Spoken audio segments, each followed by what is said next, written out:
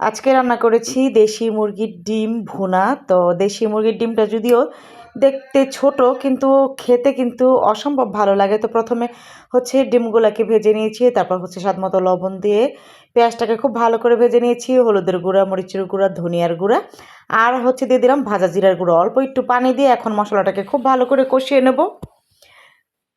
দেশি মুরগির ডিম ভুনার মজাটাই অন্যরকম। আর হচ্ছে হাঁসের ডিম, এই দুইটা ডিম যদি ভুনা করা হয় তাহলে কিন্তু এর মধ্যে অন্য কোনো তরকারির প্রয়োজন হয় না। এই ডিম দিয়েই আপনি অনায়াসে পেট ভরে ভাত খেয়ে নিতে পারবেন। এখানে মশলার পরিমাণটাও খুব বেশি দরকার পড়ে না।